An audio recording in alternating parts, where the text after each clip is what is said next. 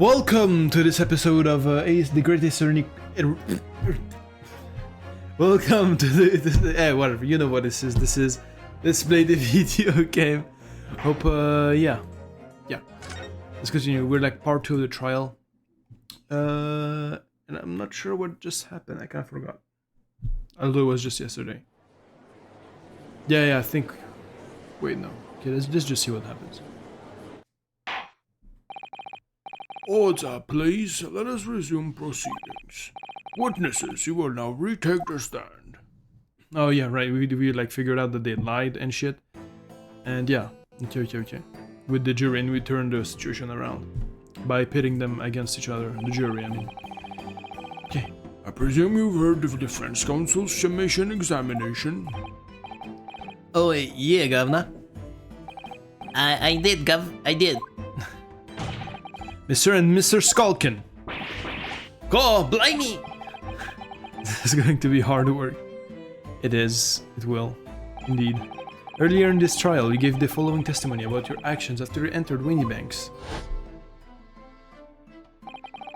Well, it was Bedlam soon, eh? Bedlam soon is, weren't it? It was nice, it was. Didn't even have time to pull me dukes at me lacy lockets. However, that was a lie. You brothers. Oh, blimey! Okay. The night in question, you rifled through the items on the victim's counter. Whenever the... Okay, someone just screamed in my... Whenever the nothing was stored, How'd you figure that out? Okay, they just... You will now give formal testimony once again. You will tell the court precisely what happened on the night in question, and this time, you will tell the truth. Each life that passes your lips serves to increase the severity of your punishment.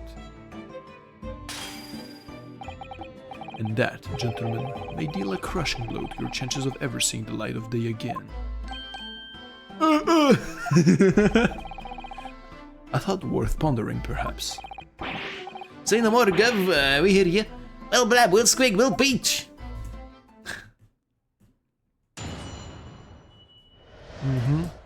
Look like Mario and Luigi, to be honest. Alright, we did knock a few things over, but we're in the rifling for nothing. Yeah, they keep perjuring again, like, literally, like, okay, we're gonna say the truth, and they perjure again. Okay, bro. Well, so when we heard the gunshot, see, made us both jump and all that stuff when flying. Let me, it didn't half give me a fright. We was thinking the shooter would come out the door and get us next. We stuck everything back where we find it and scuppered straight into him in the back, in the black. We couldn't have shot the pawnbroker, see? We never even had a chance, did we?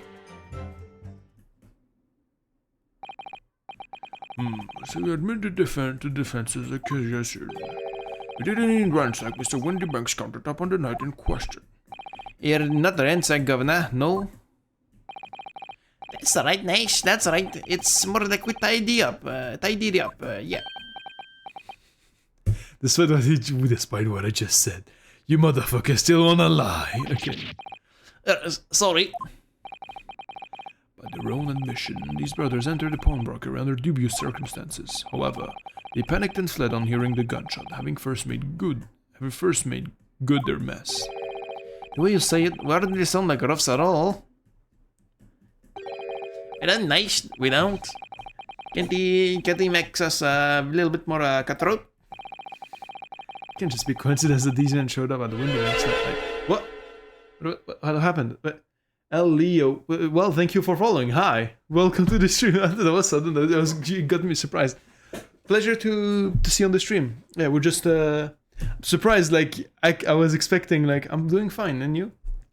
I was expecting no one to pull up, if I'm being honest, because of Silk Song releasing today. But you know, enjoy yourself. I guess. Yeah, I'm just like on the second part of the trial of the 5th case, and yeah, we'll see what happens. There's more to the testimony than meets the eye. I'm sure of it. Okay. Your stream started. It's doing okay. Honestly, it started regularly. There's nothing like... I think I'm just like grinding the game and like...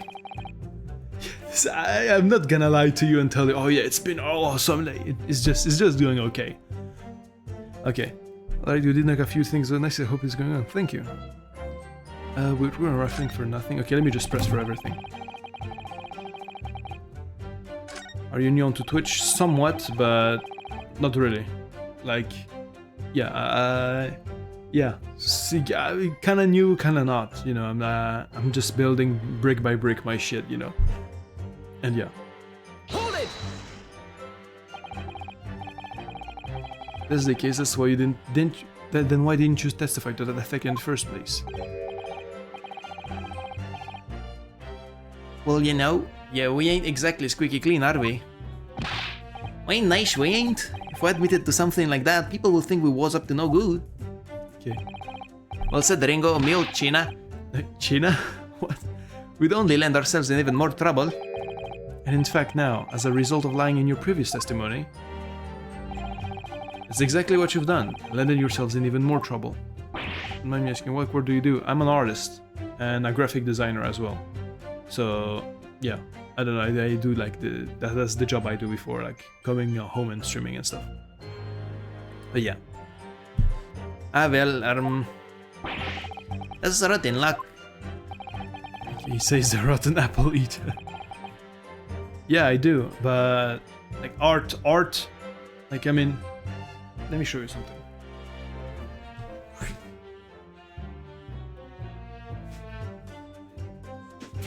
Yeah, here's a painting I've done, like it's a skull. I mean, you can see it well because of the filter, but yeah, it's been drying for like 2 months or some shit. But yeah, it's just a skull on a blue background and stuff. But yeah, it's supposed to be realistic. Kind of is, I think. But yeah, this your art. Do you have Discord? Do have Discord? Well, I mean, you can go on the. There's like there should be. I don't know if there should be like the link to the Discord on my things. You could like check my like on my bio thing, not my bio, on my page on my Twitch thing. There's like a link to my Discord server if you want. But yeah, but I don't have my art because it's like on a separate thing. Because like back when I used to be doing my like more art seriously, it was on a personal like in real life account, and you know this whole streaming stuff, my internet self, you know, it's like 2 separate entities, so you won't really find like what I do anywhere anyway, you know. But yeah. But I mean, I can like, Honey Bunny, can you please send me a request? What? Honey Bunny 110. Who's that? Anyway. Okay. Witnesses. Explain your actions to the court. Why did you ransack the victim's counter? Never ransack nothing. Right, Nisha, right? More like we tidied up the place up.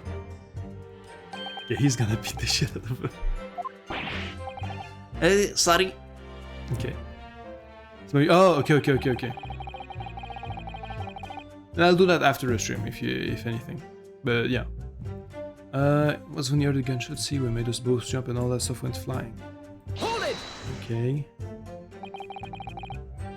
So what you're saying is, the sound of the gunshot shocked you so much you knocked all those things off the counter. Well, it shocked one of us that much. Yeah, this bugger there needs to learn to keep his shirt on. Look, it was loud, alright? Blimey, with me that granny would have woken up with that bang. Big brother screamed like a bloomin' baby and fell over the counter. Wait, okay, so he's the big brother. So it's literally Mario and Luigi. He knocked over a load of books, a candlestick and some skull whatnot. Skull? It got tangled in some marionette. What knocked over a picture frame? What knocked them skulls on the floor? You've really mastered working quietly then. What a racket, me granny would have been scared back into her grave at a clatter like that. So in short, the gunshot took you by surprise. Then some. It went... Right. Wait. Okay. Excuse me. Pursue. France. From France. Inspector Gregson, do you have something to add? Like you keep saying, don't appreciate being lumped in with these scoundrels. About you? No, something to add about their testimony. You seem to react just now at what Mr. Skulkin said. Did it make you think of something? It's probably nothing, of course. Wouldn't even bother to mention it, only... Well, the fact is, cases don't get solved if you ignore the little details. You say Cali. Oh, okay. I had my bosses go there like very recently too. They told me like it's an amazing place.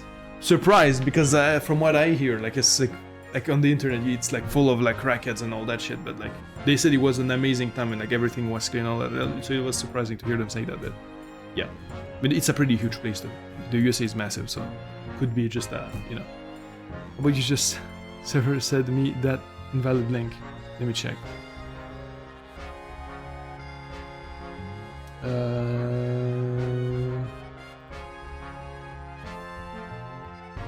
Hold on.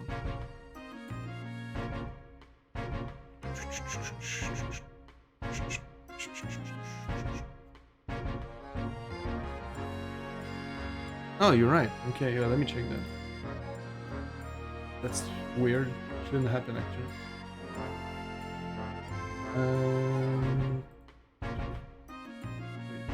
Invite. Boom.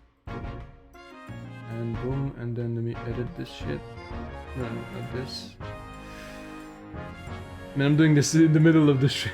Pretty bad, but anyway. Boom. Okay. Okay, now it should work. Anyway, that means I also have to modify another thing. Hold on.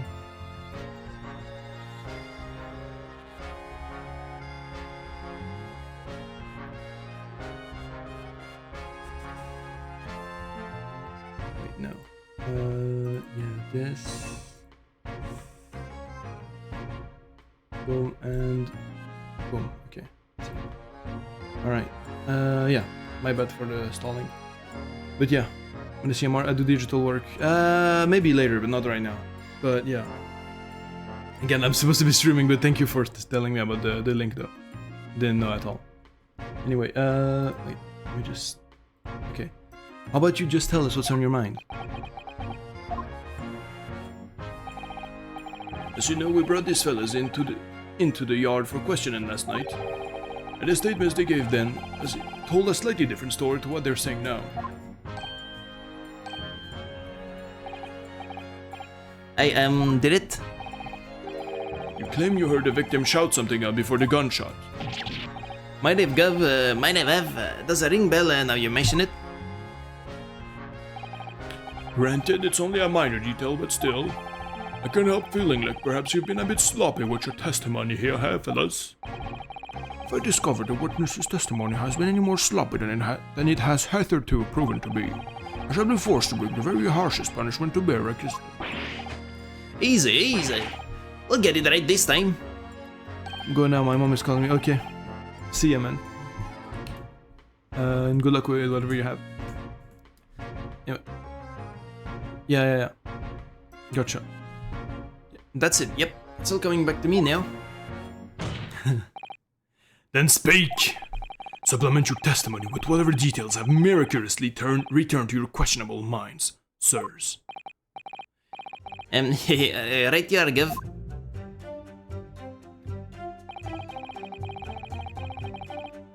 Okay, we heard a voice yelling out, give me that gun. Ooh, okay. Okay, let me press that too. So in fact, you heard a voice and the gunshot almost simultaneously. We did, Giv, we did. Although, I suppose if you're being honest, we heard a kind of wavering voice before the yell and all. If you don't wanna get shot, give me that gun! Bam! Kinda thing. You're enacting tragically missed. Where were the voices coming from? Could you tell? Cause we could, from the other side of that door behind the counter it was. From the storeroom where the victim was found dead. The voices you heard, it was that of the victim, Mr. Windybank. On me granny's life, of course it was. Okay. On his granny's life. On his girl, not mine though. Okay. So that would mean... that you both knew Mr. Windybank and the sound of his voice. Oh, hey, so that would mean what? Oh, I got you there. Good job, Naruto. For once, he actually comes up with like an actual insight instead of like taking 10 years to make it deliver. Okay, good one. I didn't even like think about that. What, nice, what? Any ideas? Yes, Council, indeed it would. Okay. Nah, we didn't know the Giza. Oh, am I supposed to deny it that blocking all the fancy clubbers giving us the evil eye? He's done. If you value your lives, you will ensure your testimony is accurate and true. On me granny's life it is. On his granny's life it must be. Okay, bro. It's a good job. His granny's dead. To summarize then. Immediately after hearing the voice of the victim, you then hear the gunshot, causing you to stumble and upset the items on the counter, scattering them over the shop floor. Make it sound like we're clumsy. Don't forget we tidied up after like good little boys. Anyway, the way I see it. Huh. Local owned the place as holding a gun. Wait, you just admitted. Wait, are you dumb? Stupid or dumb? Bro, wait. Let me just present. Objection. There we go! Wait, and hold on. Wait, so you're saying, oh yeah, wait, oh shit, I just missed something important. Well, whatever. Okay, the victim is was wielding a gun, is that correct? Okay. Now I just refreshed. That's it, Give, you got the picture? Was waiting for getting 0 viewers. Because I know for a fact this was like a advertisement like thing. You know, like, anyway. My bad for the stalling, yeah, that just happened prior, but yeah.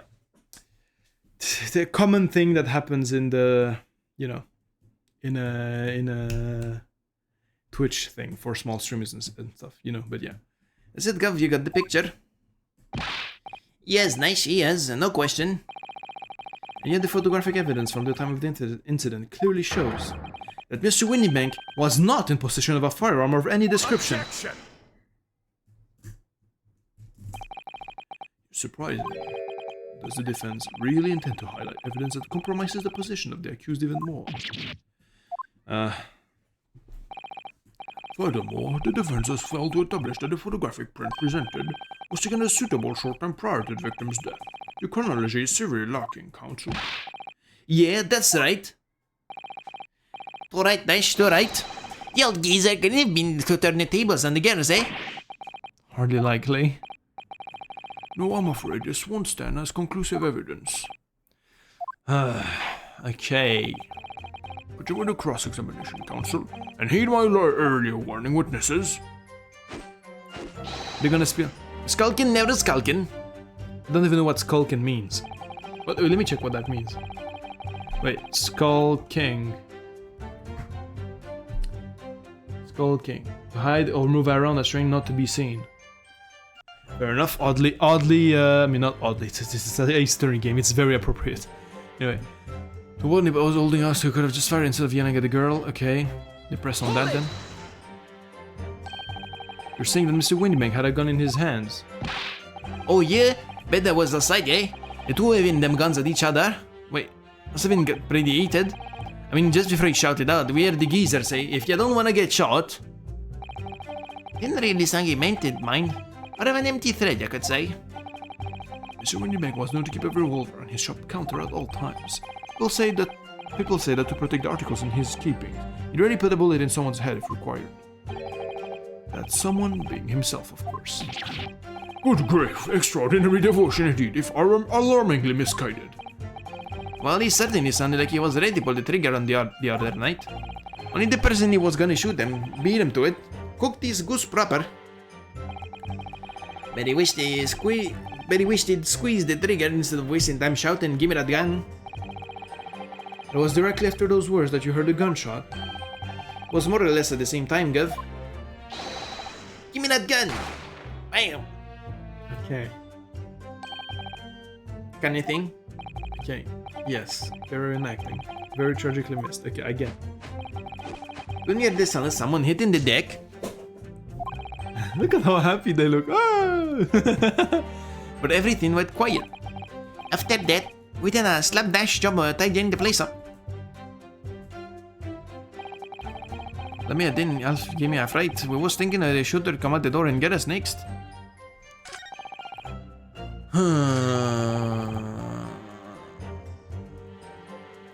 Okay, let me press on that as well.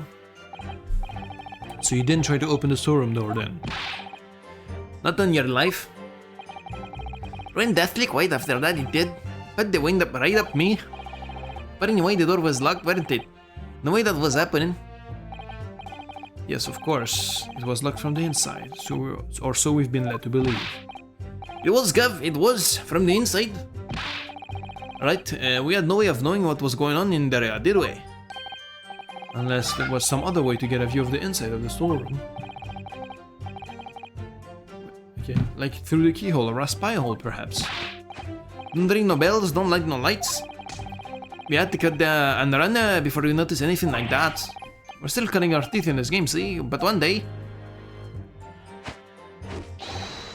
we'll really cut the mustard. It's not even me, please. Cut it out. As we know, behind that door was the victim's lifeless body, with the accused not 2 feet away. Yes, unfortunately. Gina was in there, unconscious, with the gun in her hand. How did she go unconscious though? That's the question. Confirm, would it be correct to say that neither of you set foot inside the storeroom? That's right, Gav, that's right. Good enough, even if you wanted to. Okay. Backwater found it and scarpered straight into him. Into him in the black. Hold it! What? Yes, whereupon you fire a shot from your own gun at Monsieur Herlock Sholmes. Oh, yeah, I was a bit hasty there.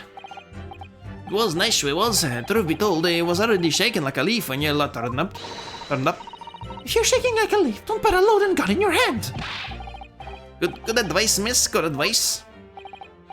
Truth be told, my mind went totally blank. Before your mind got totally blank, make sure you don't have a loaded gun in your hand.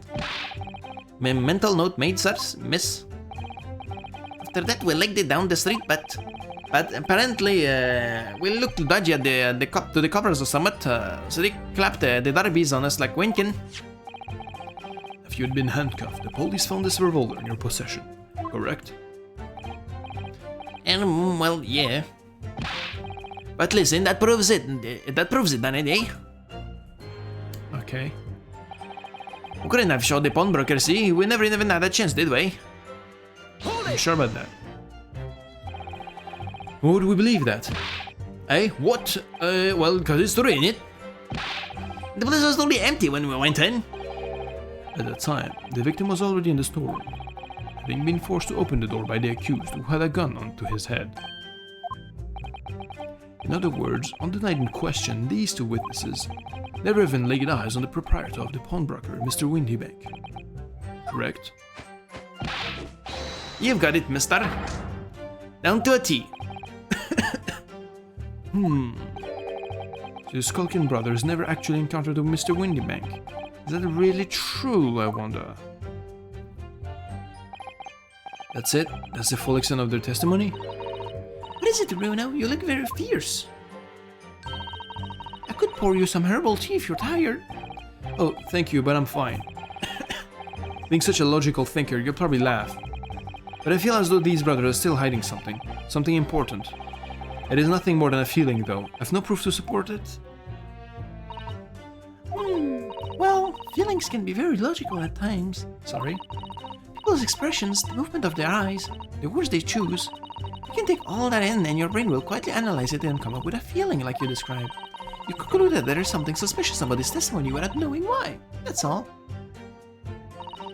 I think you should trust your instincts. Iris, thank you. Sometimes I think if she's 10 years old, I must be 5. Okay. We did a few things over, we were rifling for nothing. Okay. Before the gunshot, we heard a voice saying, "Give me that gun." Okay. Look what owned the place was holding a gun, so you could have just fired instead of yelling at the girl. Me, then the elf gave me a fright. I was thinking the shooter would come out the door and get us next. Took everything back where I found his carpet, straight into him in the blank. Wait.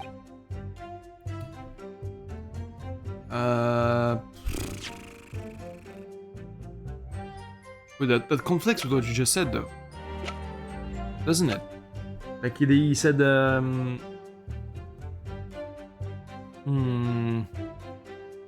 So they never saw him. Yeah, you just said you didn't even never saw him. How did you know?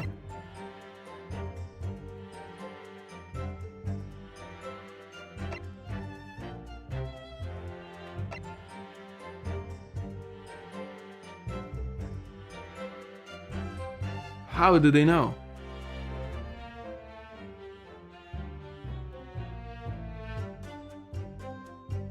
How do I like say that? How the fuck do you know this?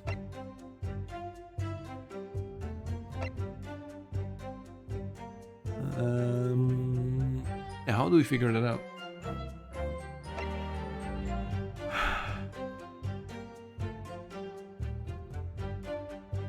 Let me try this. Wait, let me save actually. Wait, no. Options. Save. Okay. Because I'm kind of confused. I'm not sure how I'm supposed to do this. Okay, present. Let's try presenting this. Objection! Okay, it doesn't work. Fuck. Yeah. Damn you say. As I look at you, Counsel, I see your trembling hand, your pallid expression, and your perspiring brow. Okay, it seems to me that is a damning inconsistency. Okay. I get it.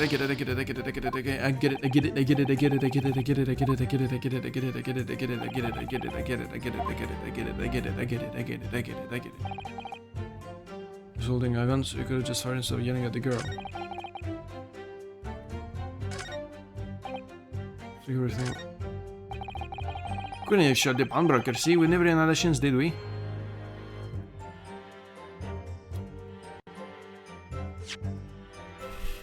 How do I prove this?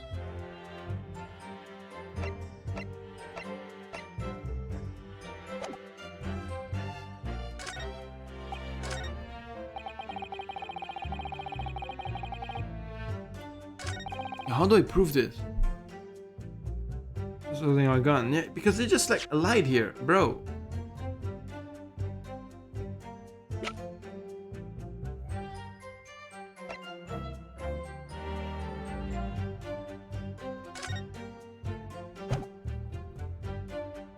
Objection! Shit. Okay. I guess that doesn't work. Because at least it would show the position, you know, of the criminals compared to him.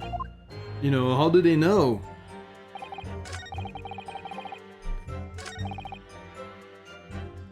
Did you press this before? I had a gun in his hands.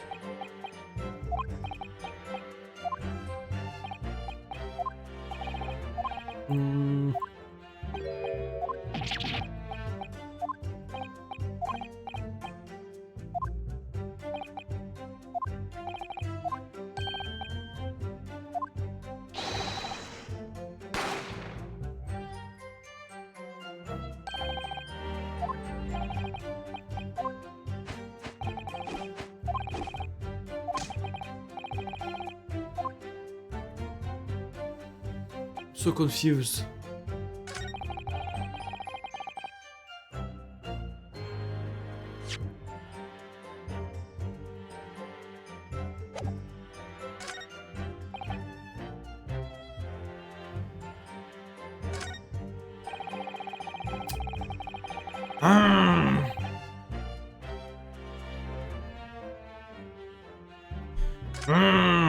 Pissing me off.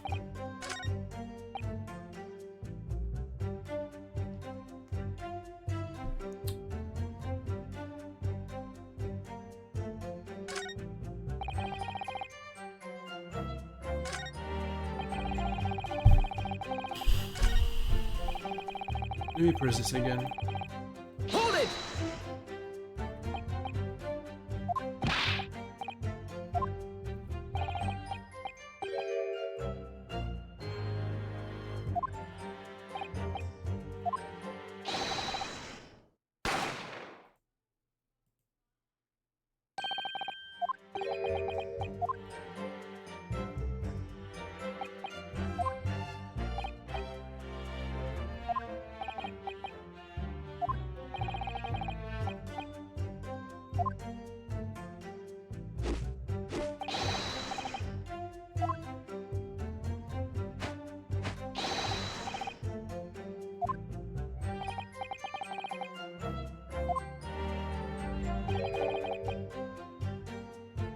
Yeah, again, this part.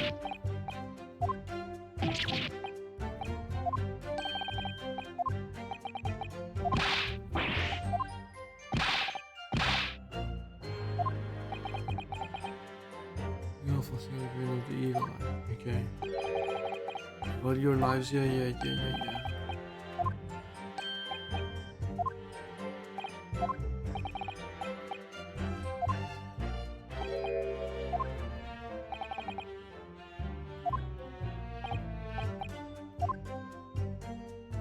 What the fuck? I'm so confused.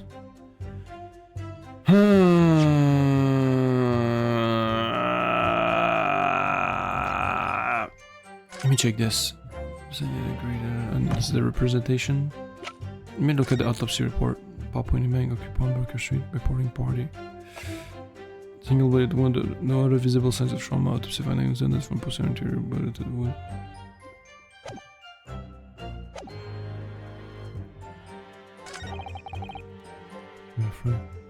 Call the door and get us next. Everything back up.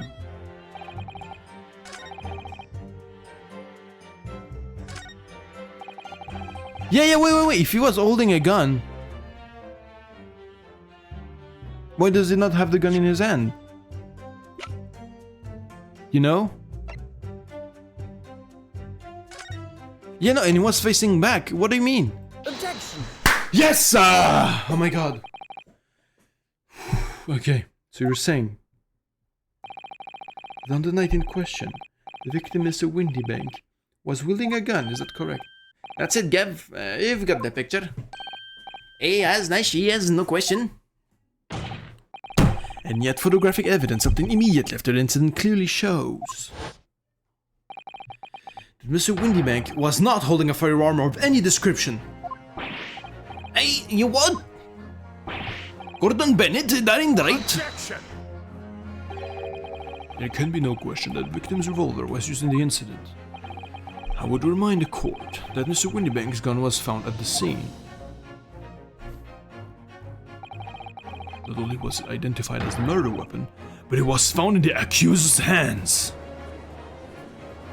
Yeah, this is the first time we see like a close-up. Yeah, that Moltooler used the victim's own gun to finish him off. Give me that gun. Bam!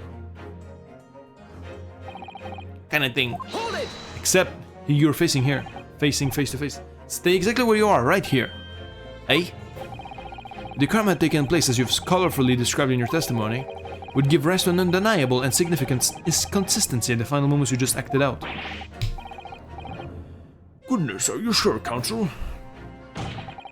You intrigue me, my learned friend, but let's see some evidence to support your claim. To demonstrate this inconsistency in the witness's portrayal of the victim's final moments in the autopsy report! Take that! Woo! Okay. According to their testimony, the witnesses claim to have heard a shout of "Give me that gun," before followed by a gunshot. Indeed, were the two events happening almost simultaneously, or so we've been led to believe.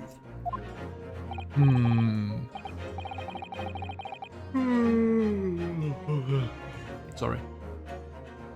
Okay. Yes, that's right. None of that testimony is true. Would mean that at the moment of the death, the victim and his attacker would have been facing each other. However, in the autopsy report, it clearly states that the victim died instantly after being shot from behind. So, as I stated before, there is an undeniable inconsistency in your testimony, Mr. and Mr. Skulkin. No! Okay.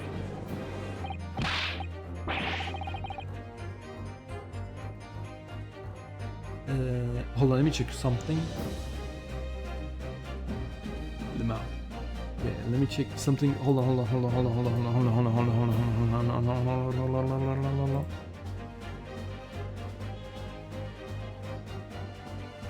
Wait. Okay, well, I'll see that a little later. Anyway, something weird happening. But it's the honest truth. It is nice. When it is, wait, oh my god, I'm getting more spams. Okay, when it was, the shopkeeper had a gun in his hand, and we stood with our own bleeding eyes. Did I hear you right just now? You actually saw Mr. Windybank holding a gun? Some might, like that might have slipped out. Ladies and gentlemen, you have all just heard the admission by these two witnesses that on the night in question, they actually saw with their own eyes the victim wielding a gun. Which can only mean that despite their testimony to the contrary, the Skulkin brothers must have encountered the victim in person. Nice, Okay. Odza! Witnesses, explain yourselves at once. Well, the thing is, it weren't supposed to, It would seem that my previous warning fell on deaf ears. Made it quite clear that false witness will be the death of you. He's actually gonna kill him, just... Bow! You know? In the courtroom. Might understand you replace the untruth of your original testimony with renewed lies. I'm ever so sorry, Governor. Truth is, we, cut it out, nice, cut it out. If you blab now, you know what they'll do to us. He, what are they talking about? Him, this guy, this handsome fellow. Let me take your position here perfectly clear. We'll talk. There's no other option available to you. Ugh. Brave, come on, the game's up. But, Ella, forgot fair quarters. In case it hasn't sunk in yet, no matter how hard you try to hide it, the truth will come out. Okay.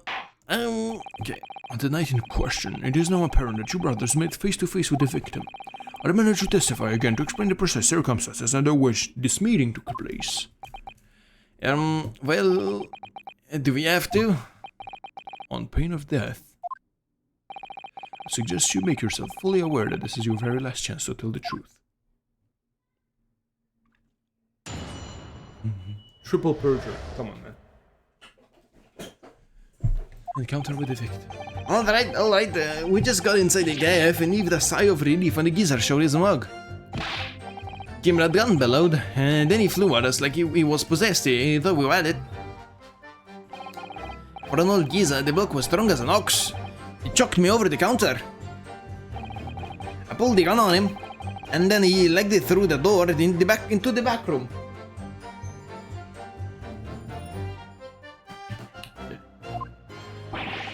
Well, it had nothing to do with killing him. That's all what happened, I swear. So you're now telling us that moments before the victim was killed in the storeroom, we in fact encountered him in the main part of the shop. Well, yeah, sorry. Well, we found ourselves at an interesting juncture. This changes matters considerably. But honest, Governor, this time, we ain't got nothing more to hide. Very well, Counsel for the defense. You may proceed with your cross-examination. Yes, my lord. This is it. Find a chance to take down Kirkus Alba. Yes. Get rid of the victim. Alright, so I just got inside the gaff and heaved a sigh of relief when the geezer showed his mug. Okay. Let me press you on everything, buddy pal. Hold it! Say geezer, I presume you mean the victim and proprietor of the shop, Mr. Windybank. Who else? Sorry, I mean, that's right. Was keeping a close eye on the entrance to the gaff, obviously. But I never thought that no one was gonna come out of the back room like that.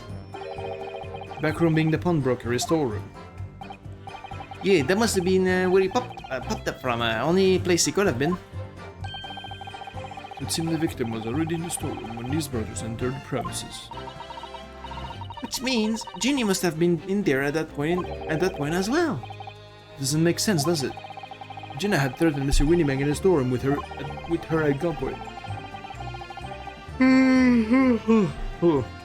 Then why would he have emerged from the same room all alone when the brothers arrived? Oh, I don't know. Because he knocked her cold. Did you see the accused that time? What? That Moltooler? I couldn't tell ya. No way, Kabar. Where the bigger fish to fry then? When the old geezer just lost it. Keep it gun below, then he floated like he was possessed. Okay. Mentioned that Mr. Winnibank shouted those words in your previous testimony too. However, you claim that you heard him yelling them on the other side of the storeroom door. Oh, did we? The truth is, he was shouting those words at you, wasn't he? Well, yeah.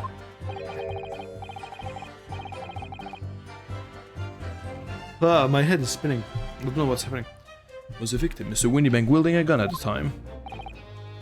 Was he ever blimey loomy? I great ugly barrel he had, pointing straight at the frontispiece. So what you're saying is, you definitely saw Mr. Winnibank with the gun at that time, is that right? It is, Gav, it is. Spot on. And all of a sudden he came at us, he did. Was a bedlam, I didn't know what was going for who. We're clearly all going for each other. Like Nash said, we thought he had it. We'd had it, I mean... Ronald Giza, this bloke was strong as an ox. Chucked me over the counter. Hold it! Yes, I know that you mentioned the counter in your previous testimony too. Well, yeah, of course we did. Like the Marvel Alu box, a candlestick and some skull, whatnot. Good, that got tangled in some marionette, what knocked over a picture frame, what knocked them skulls on the floor. In fact, it wasn't the sound of the gunshot that shocked you and made you knock those things off the counter. Well, big. Okay, I'm gonna stop doing it because I think that's what's like giving me like making me like drowsy. Well, big breath, ear went flying over that counter like a gunshot. I can tell you. Then the old geezer pinned him. He did, Nash, he did. If you ain't had been there, the bloke would have flattened me like a bloomin' pancake in seconds. Time in question. The alarm was raised at the local police station via secret cable from the pawnbrokery. There is a button under the counter we used to activate it, which was presumably pressed by the victim. That's right. I think Gina was the one who actually pressed it. I think. And the brothers fled the city back out to the street. They went straight to the arriving police, didn't they? Poor Mr. Winnibank, he did everything we could do to protect his shop. Put me a gun on him, and then he legged it through the door into the back room.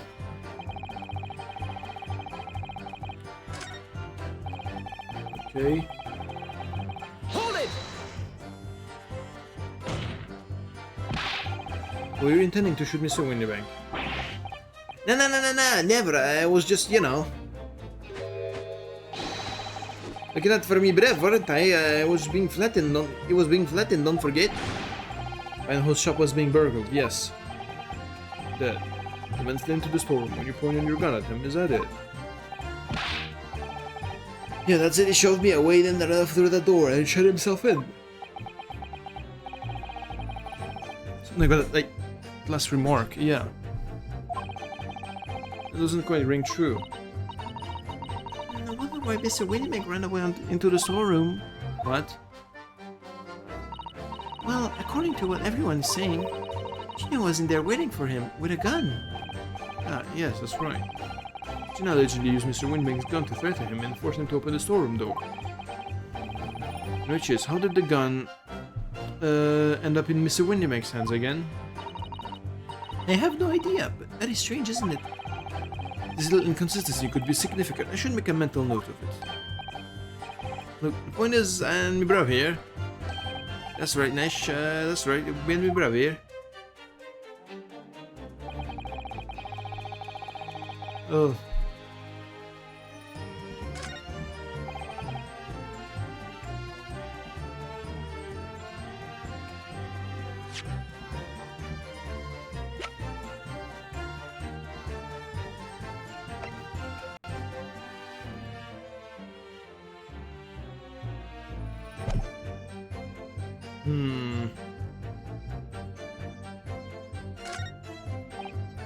Ah, shit. I didn't mean to press, so that's all the brothers are willing to reveal this time, is it? Still hiding something, don't you think? Yes, I'm sure of it. And not just a minor detail either. Almost certainly because of these two that poor Mr. Windbank, well... Can't let them get away with it, Bruno. I know, but I get the feeling... There's even less evidence at my disposal this time to prove that they did it. You've come so far. You can finish him off. Well, I'll do my best.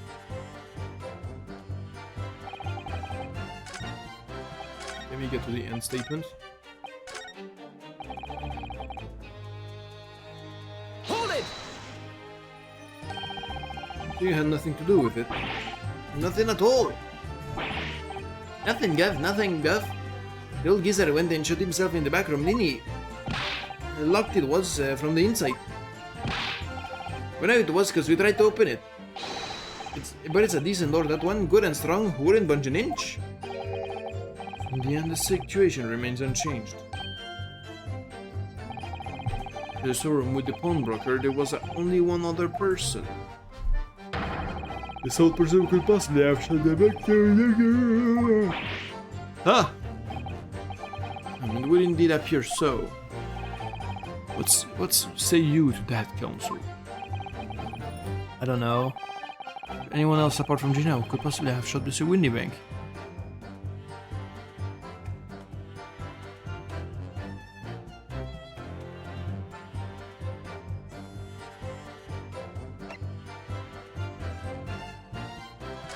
Yeah. Mr. and Mr. Skalkin. Hey, what? What's that look for? From the moment you admitted that you'd encountered the victim face to face that night, the course of this trial changed completely. It did? What is your point, my learned friend? The question we must answer is, who could have shot Mr. Windybank? As the belief of the defense, the defendant is not the only possible answer at all. You have my attention. In that case, let us return to this plan of the premises. Yeah, the door was like, as he was fleeing, they shot them from the back. Yeah, and then like the door like got closed, like I think, I don't know, somehow. Skin the stonework was locked from the inside. Those are the facts. So pray, what are the other possible answers to the question of who shot the man could there be? Counsel, you must now provide answers to the court in respect of the two conundrums. Two, my lord? Just as many chances to be right, maybe? Indeed, namely, from what location the culprit should the victim? And furthermore, where was the victim at the time? Understood, my lord. You're right, Bruno. I'm not entirely sure, but there's only one thing I'm sure about. If I can prove that there's an incredible new alternative to what happened, it would change Gina's prospect hugely. Now, time for some clarity. Show the court on this plan the answer to the question posed by his lordship.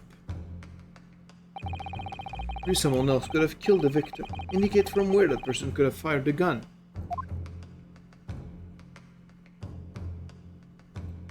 From here. Yeah, from here, I think. Let me save.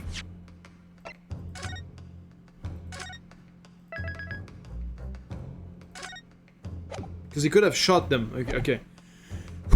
They could have shot him, you know, like in the through the corridor, through the door. You know what I'm saying? Because like, wait, why is my eyebrow disappeared? I have an eyebrow. I know I have an eyebrow. Where did it go? Well, anyway, it's fine. Oh, it's probably because of the lighting. Never mind. If you build someone else who could kill a victim, yeah, because he shot them through there, alright? And yeah, and then the door got closed by them and stuff, you know, and gave him the gun to, you know, etc. etc. And plus, he told us, like, the guy shoved them. So at the time he shoved them, he could have taken the gun from him and then shot him, like, you know what I'm saying? That's probably what happened, bro. Yeah. Take that! Maybe that the culprit could have shot the victim from this location here. In answer to the second question, the culprit far from from the location indicated. Where is the victim at the time? Here. A white word, you know, there's the end, like the window, the little thing, window. You know, he shot through the window. Take that! The music stopped. The culprit shot the victim from outside the storeroom! Yes! Continue. Hey, thank you. Mr. Winnibank died instantly from a bullet wound in his back. Looking at the stain of blood on the storeroom floor, it doesn't appear that the body was moved after death. It just says that he was almost certainly shot while he was in the storeroom. However, the crucial point is, where was the shooter when the fatal bullet was fired? We are adamant that the shot was fired from outside the storeroom. Well, according to the Skulkin brothers' earlier testimony, Pulled me gun on him, and then he legged it through the door into the back room.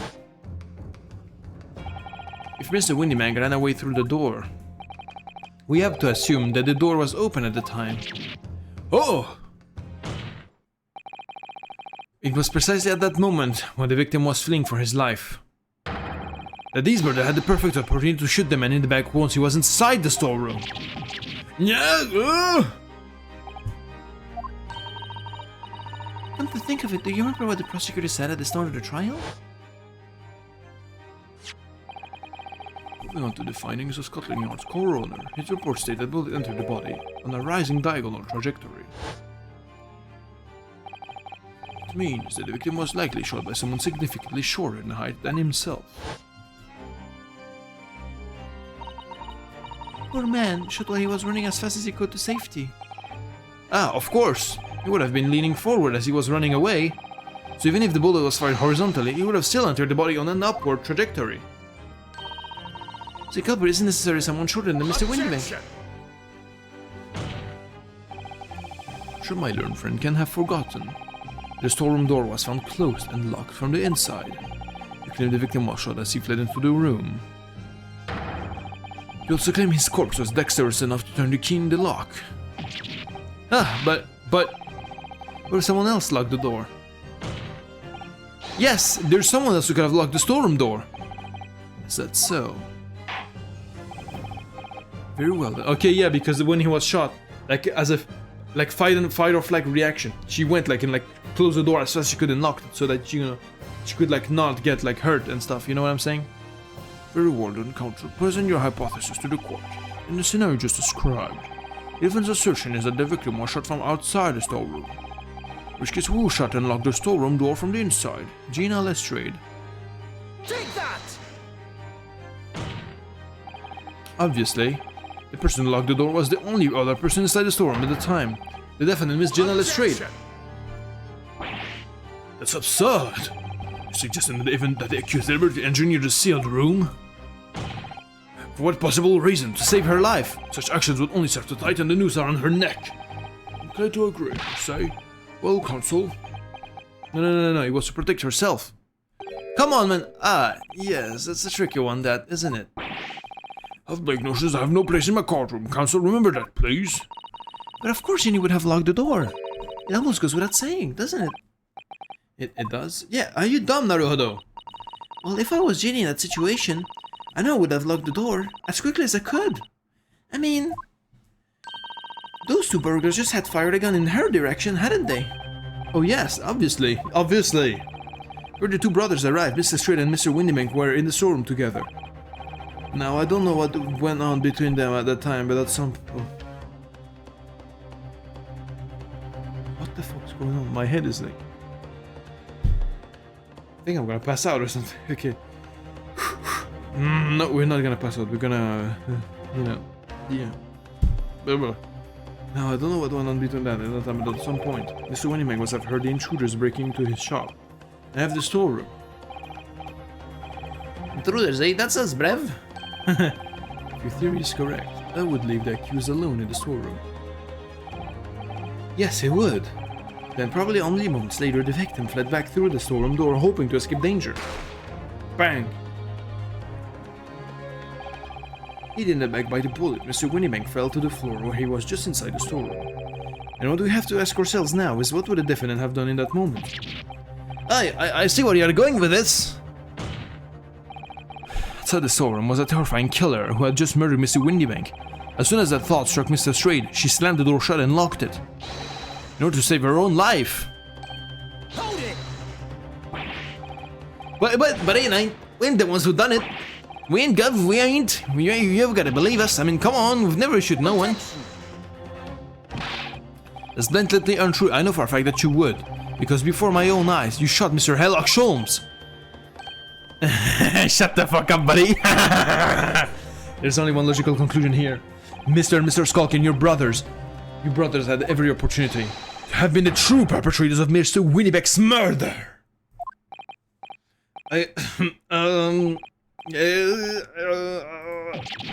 Ah!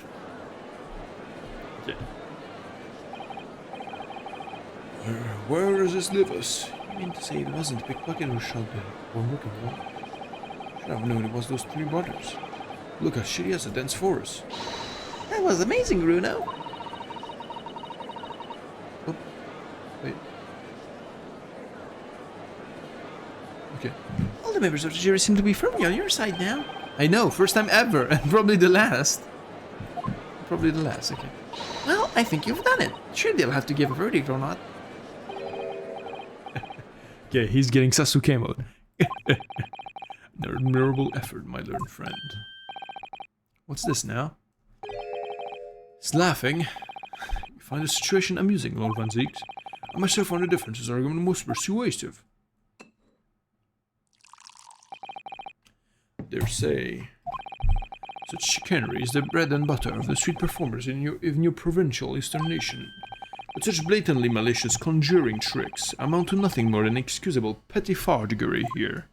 What the fuck does that mean? Hypothesis you put forward so ostensibly, incredibly, or cannot, ostensibly, credibly cannot, and will not stand. Because, you see, it contains a fatal flaw. A fatal flaw? You mean to tell me that you're unaware of your logic's failing? I say, Lord Van Zieks, might be an idea to explain this badly conjuring trick or whatever it is to the troops on the ground, The fatal flaw in my learned friend's argument is really very simple to understand. Assuming you're not too dim-witted to count bullets. By George, count bullets! Oh dear, we noticed them. Huh? What's everyone talking about? Okay, yeah, because the bullet that shot Herlock Sholmes. Right. Okay. How do we explain that? Counsel! Yes, sir? Tell the court how many bullets were found at the scene of the crime. Two bullets.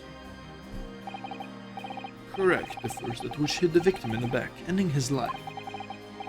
And the second that which struck the detective. Mr. Herlock The detective! He has a I guess you know the detective. and the that which struck the detective Mr. Herlock Sholmes on his arrival at the scene.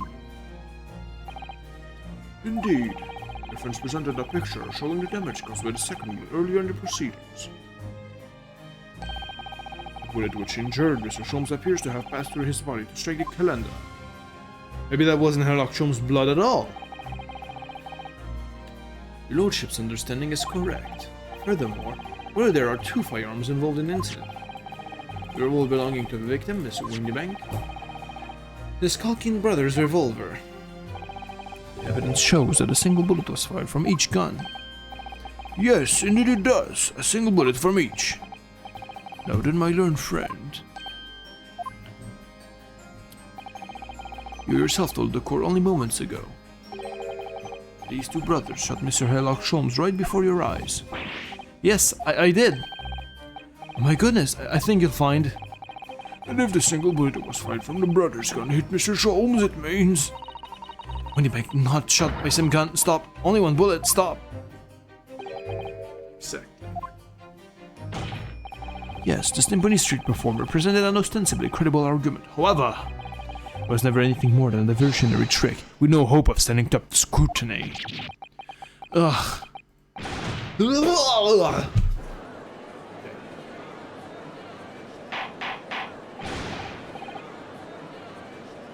think I'm gonna pass out. I don't know what's going on. I'm legit like... I feel like, you know that sensation where... like you feel like your gums are like ringing? I feel like that right now. Hold on, let me just take a quick short break. Alright, let me just take a quick short break. Like just like walk around maybe. Because I feel like I'm gonna die. Or just pass out. Not die, just pass out. Yeah. Be right back.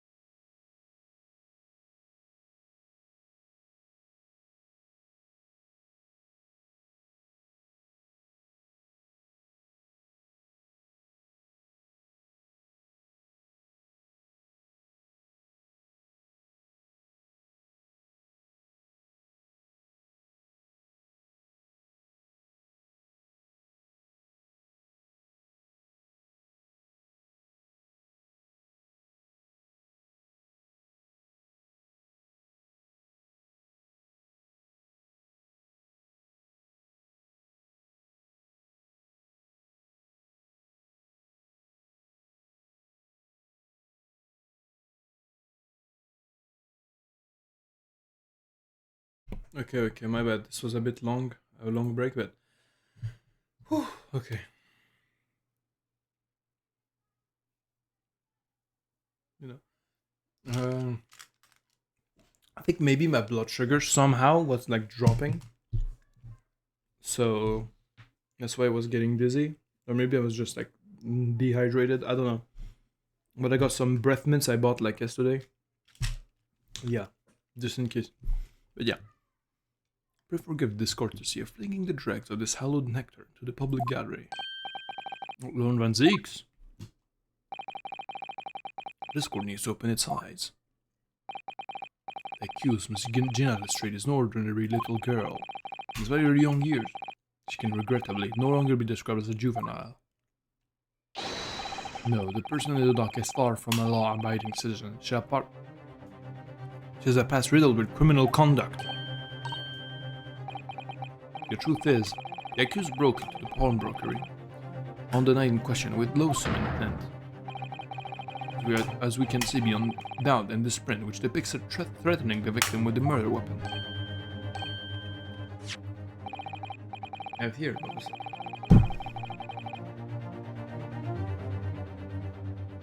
What the fuck are you doing with that fucking thing, man? What?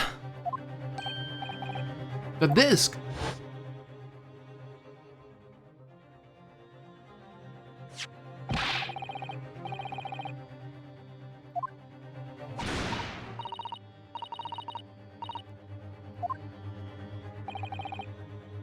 Sorry, miss.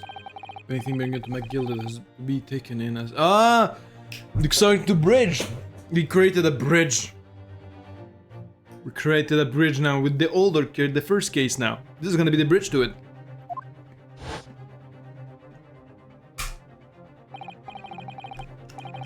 Yes, music box disc. So McGilded's music box disc. Well, the day before the hateful murder of Mr. Windybeck, the accused attempted to make off with this article, which clearly doesn't belong to her. With none of the subtlety of a pickpocket, I might add, by brute force and brazen impudence. That's not true. It's not true, she had a ticket. Good gracious. Make no mistake, any sympathy for the accused on account of her years is misguided and dangerous. There are no depths to which this girl would not stoop if pushed, no crime she would not commit. The court forgets that fact at its peril. Not true. Stop accusing her, bro, she's a child. I think it would be prudent to take this music box text to evidence counsel as a grim testament to the defendants. Lord Van Zeeks, Inspector Gregson? What? Yes, Inspector. I had a meeting yesterday at the yard with the prosecution service, and I think it was agreed that this couldn't be used as evidence. What's this all about? Yeah. First time he said anything to Van Zeeks at all. I'm unaware of any such meeting. But those were the instructions, right? From the top, the government bigwigs were insistent. Oh! Oh, this is sick. So we're trying to hide the McGilded shit because of EGGERT, which is probably a Grammaria guy. Okay, so he's like a bigwig, and he pulled some strings, and then like Van Zeeks is also like, although he's like a little racist, all right, we'll give him a little racism. Yeah, he's kind of racist, but other than that, the guy also wants the truth. He's presenting this like acting all tough and edgy. Ooh, oh yeah, you're a bastard, you fucking stuff. And actually, he also wants to meet the truth. Like he just wants to motivate us or some shit. I don't know. I swear there's a good side of him. I swear there's a good side to him. I promise. Anyway, yeah. Look. He doesn't give a shit if like there's like the elites, like do like anything about this shit. No, I decide, motherfucker. I want the truth, and the truth will prevail, motherfucker. Inspector, I'm the prosecutor, and I alone determine to present my case. How to present my case? Your warning is noted. Thank you.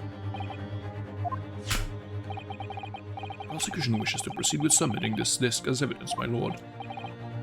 Indeed, bailiff. Okay.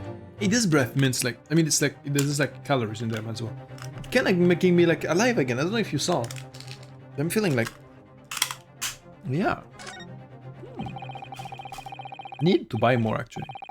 Okay. Prosecution has established the accused's motive, opportunity, and baseness of character. Hold on. Hello, my man. Yeah, McGilded. For McGilded. That's the man you defended in court a couple months ago, isn't it, Bruno? Yes, or rather mistakenly defended. I don't know what his name is doing on the back of this disc. It's a question I'd love to know the answer to myself. And the blood. It's just the same blood on the thumb, on the ticket. Oh, Rono, look! This is blood! Yes, you're right. Just a small smear, but definitely blood. Actually, I feel as though I might have noticed that before. Haha, then it's my time to shine again. Thought I'd be waiting forever. Alright, we'll sail with that disc, Bruno. Can we get this done quickly, Iris? In a flash!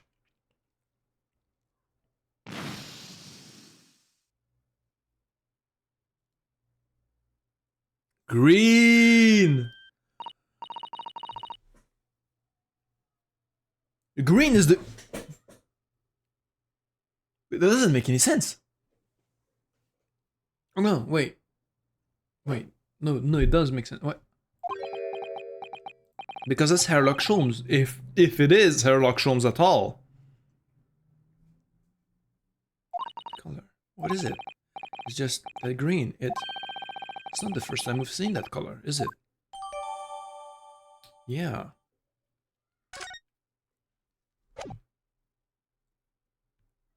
Is it really Mr. Sholmes? I think it's not. I think it wasn't Sholmes at all. This blood. I think he got a bullet and it stayed lodged inside of him. You know what I'm saying? It never went through him. There was a third shot. That's what I'm thinking.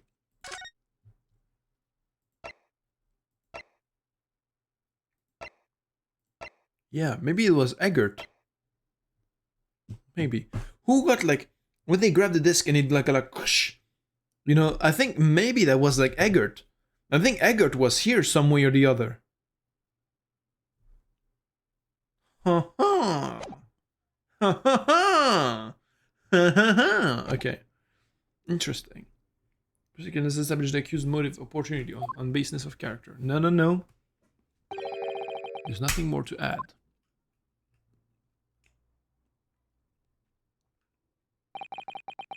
Ladies and gentlemen of the jury, I await your informant's decisions and rest my case. I believe it. The jury on my side for once, for all of 5 minutes. Oh dear. It wasn't even for 5 minutes, Bruno. My lord! I wonder if I might say something at this point. Proceed, Mr. Faubourn. It's dabbling in a bit of a fog up to now, if truth be told, but all of a sudden... The answer is body obvious to me and my men. There's only one thing for it. Oh no! Very well, the call will hear from the jury. Summation examination time number 2, yeah. Ladies and gentlemen, you will present your leanings as to defendant's culpability. Guilty. Guilty. Guilty. Guilty. Guilty. Guilty. Guilty. Okay.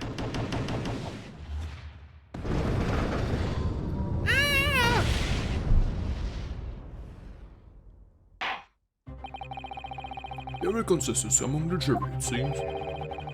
And you have eliminated the impossible. Whatever remains must be the truth. That's my line. I wrote that for Hurley. Or dare he use it against us? Don't worry, Iris. I don't think we're finished yet.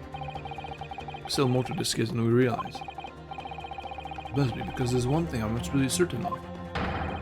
That Gina didn't shoot Mr. Windybank. That's beyond any doubt. Very well.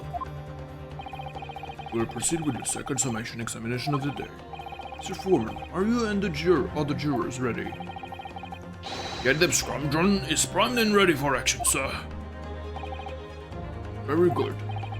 So, ladies and gentlemen of the jury, you will each explain on what grounds you have now determined the defendant to be guilty. Wait, we didn't even ask. Wait, did we? Anyway, I think we did. Anyway. Judicial findings. Once a rogue, always a rogue, I say, Different breed to us law-abiding citizens. As only 2 bullets were found at the scene, I would say the whole case is done and dusted.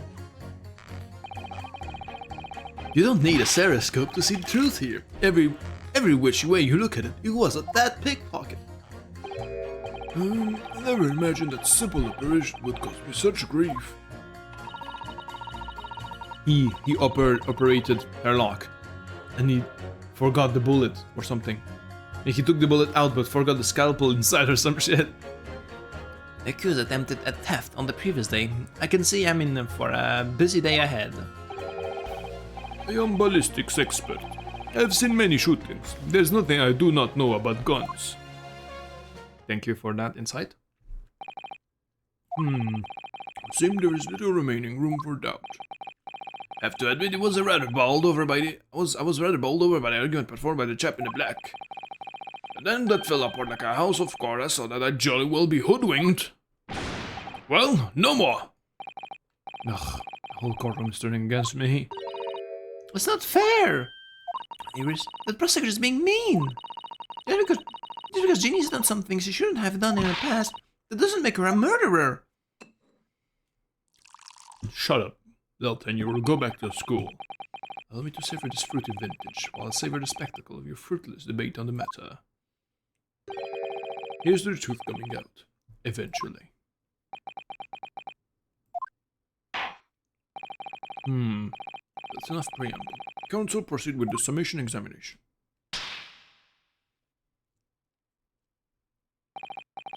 Yes, my lord.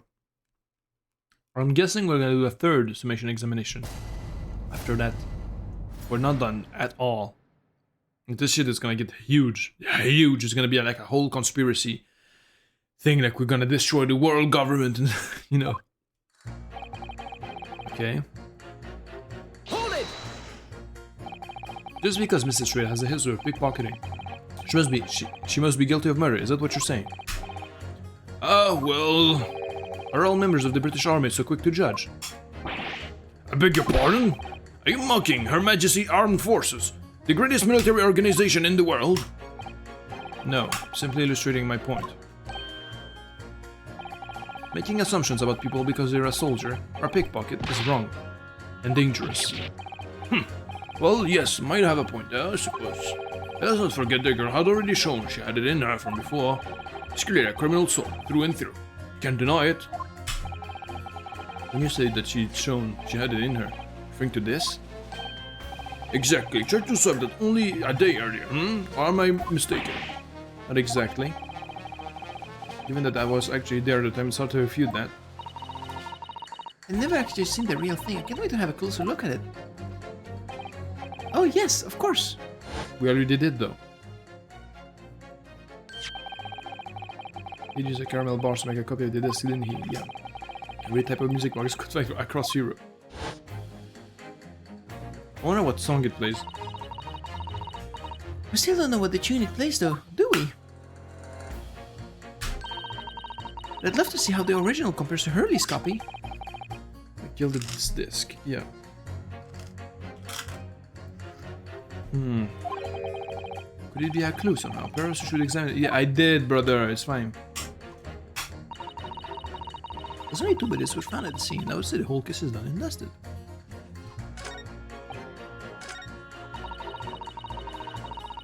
Neatness. The number of bullets that has you convinced. Only 2 bullets were fired, and the 2 guns that fired them have been examined by the police. The parliament asks me how many I invited for dinner. I always tell her to count the table settings. That's logical, I suppose. I swear the old man's gonna say he took a bullet out or forgot the bullet inside Shrooms. Although, Yes? sometimes after dining, crockery does go missing. One or 2 guests rather like the fine china. Does your employer dine with thieves? So I suppose. There was another bullet somewhere of which we were unaware. I'd have to reconsider my position. Yo, I knew there was a third bullet. I knew that. I knew there was a third bullet. No. Not now though.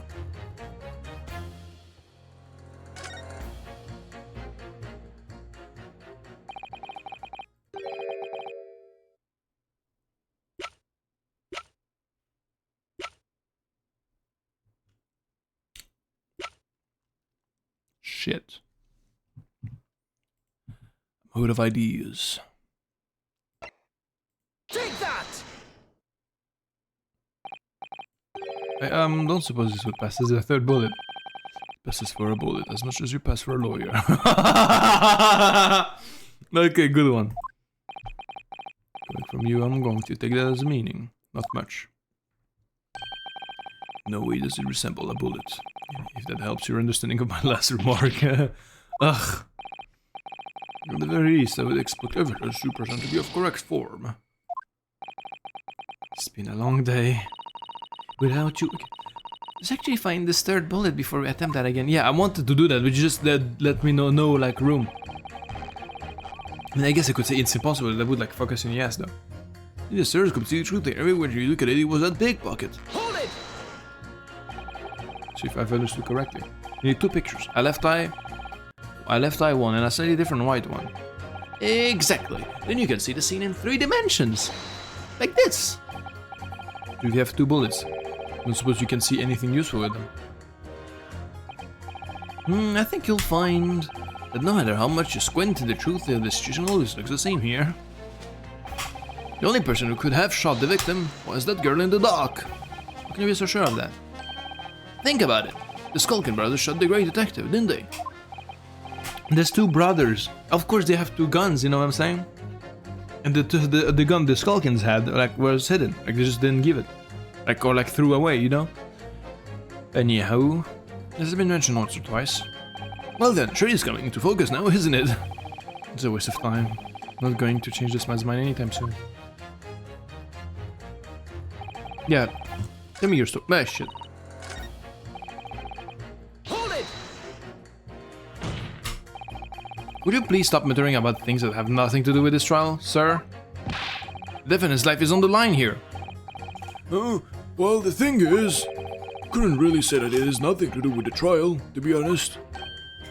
Oh, Huh? I mean, there's no question that the man was shot, but the bullet had simply vanished from his stomach. Yeah!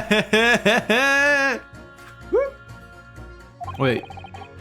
It's quite inexplicable, don't you think? Yeah, he operated Sholmes. I almost don't want to ask, but this surgery you've been muttering about this whole time, you're operating on... What was the fellow's name now? Herlich? No, Herlock. No, Herlock. Sherlock Sholmes, by any chance? Yes, good lord! Was that Herlock fellow? What? You're a surgeon operating on Mr. Sholmes? That's right, using the very latest anesthesia techniques, I might add. Was fairly major op, I can tell you. This is crazy! Let me see, the fellow was brought in not long after midnight, if I remember correctly. They said he'd been shot by some criminal or other, so I put him up like a shot. And the funny thing is, I went over his inside with a fine-tooth comb and couldn't find a bullet anywhere. So I figured I had to throw up my hands and just stitch the fellow back up. I hate to state the obvious, but Yes? yeah, that's because Will is still at the scene of the shooting. Counsel for the defense is correct. This is clearly shown in this photographic print. The bullet that Skulkin brothers fired at Mr. Sholmes hit him in the stomach region. He still has his operating gloves. Maybe you can like his gloves with with Sholmes' blood, so that you know he should. It's not his blood. You know what I'm saying? He did his body and nudged into the shop wall where the calendar was hanging by the door. You can find it's really quite simple if you just consider the problem 3-dimensionally. What do you think I am, son? Well, jury number 4 is about the best I can do. Soon as I saw the one on the man's stomach, I flipped him over. Like a pancake. Are you saying that you take his back? Of course I did. Yeah, and the bullet. Well, there was no exit wound. Of course I did, and there wasn't a trace of injury. No sign the bullet had left the body at all. What? That's the point. The only logical conclusion was the bullet was still somewhere in the man's innards. Which is exactly why I said about slicing him up. I'm the wiser even now. How many times do I have to say it? Can somebody please explain how it happened? Can somebody please solve the mystery? Just as much of a mystery as how this jury was put together.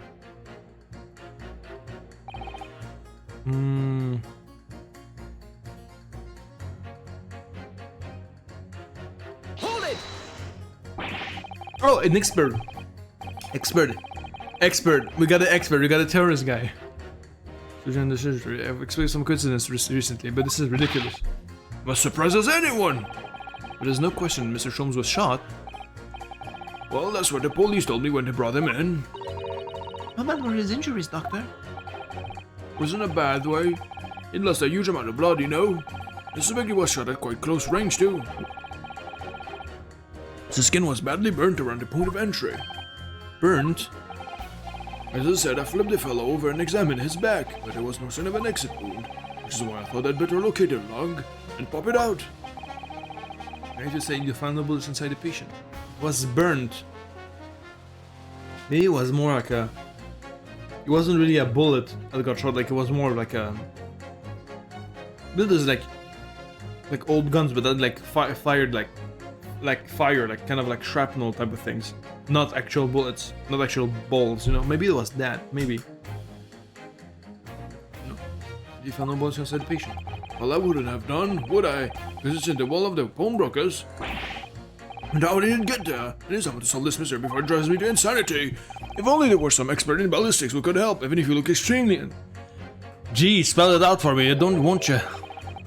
Come on, man. Let me just do it. No.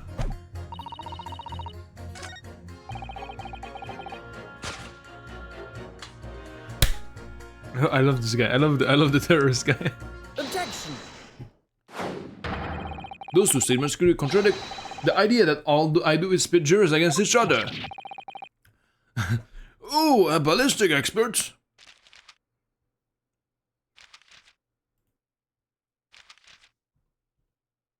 Yeah, what the fuck happened? Spitting, pit. The night in question, Mr. Sholmes was shot by one of the Skulkin brothers. There was no sign of an exit wound on his back. We must assume the bullet didn't pass through him. However, no bullet was still enlarged in Mr. Sholmes' body either. Furthermore, a bullet was found lodged in the wall of the shop where Mr. Sholmes was shot. To number 6. Hello, my name is Villain. Pleased to meet you. This apparent contradiction is in the facts that is so clearly troubling juror number 4.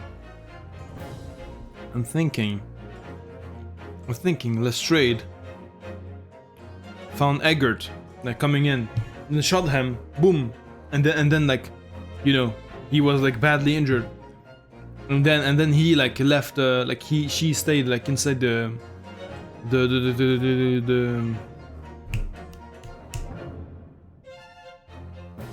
wait, Eggert has a gun, doesn't he? Ooh, the mystery thickens. Just to clear troubling juror number 4. Are you able to explain the mystery? Yet, I have seen very similar situation in Motherland. It was night, there was blizzard. It was running away, I was running away along mountains road in freezing cold. Golly. The snow was piling high on both sides of the road. It was very narrow and dangerous. My pursuers had hunting rifles and were on dog sleds. Mental, don't ask too many questions. I was shot from behind and I fell down in snow. The situation was very similar to what I hear today from doctor. He could not find bullet in my body. No sign of, how do you say, exit wound. Then where'd the bullet go? Bullet never hit me. Well, if it never hit you, why did you fall down? Bullet hit frozen wall of ice very close to my side. What? One small piece, very sharp, broke away from lump of ice and pierced my body. It made deep wound that looked just like bullet wound. Good gracious.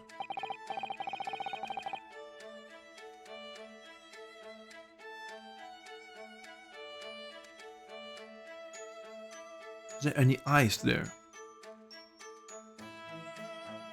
Interesting. And we know for a fact the lantern like is broken off. It's broken. So that would definitely mean, you know, something related to that because of the burn, or it was actual ice and that's why it gave like a frost burn, not an actual burn. Anyway, The ice quickly melted inside me. It will be a solution to mystery of disappearing bullet. But that doesn't answer the question at all. The shooting happened in a pawnbroker shop. Not some snowy mountain road in another country. just an idea, but we might not be looking at exactly the same scenario here. Bruno, where exactly was Hurley shot again? Well, according to the report in his stomach, it was around this area, I think. Well, that's precisely where he always wears a little pouch on his belt. A pouch? You might have noticed something like that. Ooh! Yes, a pouch. is where he keeps 3 glass vials of very dangerous chemicals that he uses in his investigations. What, really? Doctor, where's the pouch Mr. Sholmes was wearing? Well, the fellow had nothing like that on his person when he arrived at the hospital, as far as I remember. I may. Well then, Zeeks. While I realize it is forbidden for the prosecution to interject during a submission examination, I should inform the defense that I have the pouch in question, in the antechamber outside the courtroom. Sorry? Oh shit, thank you. As I understand it, when the police arrived on the scene and found Mr. Sholmes injured, they removed the pouch in order to assess the wound. Ah, thank goodness. I thought I was getting forgetful for a moment. Since then, it has been my safekeeping, along with the other evidence relating to the case.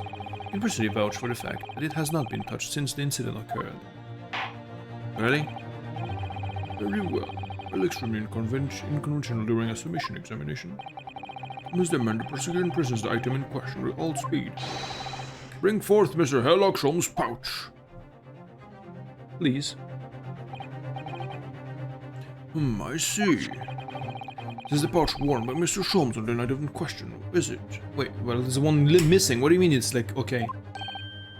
Look at that! One of the files is broken and the leather around it is scorched black. It's almost as if the file exploded. Exploded? So that night, a bullet from Mr. Skulkin Brothers' gun struck Mr. Sholmes' pouch.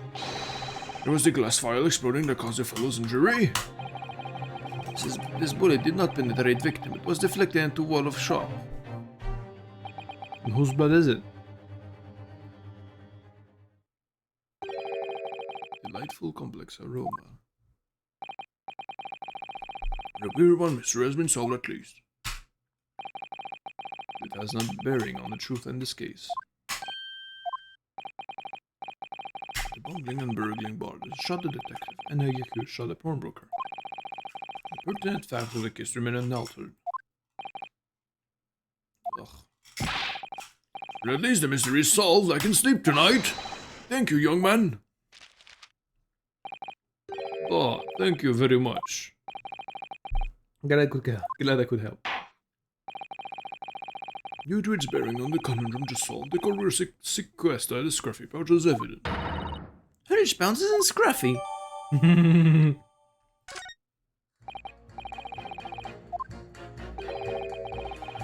Someone struggling to alter opinion, Hold on.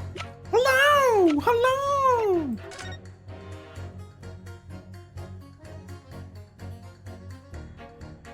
Ow.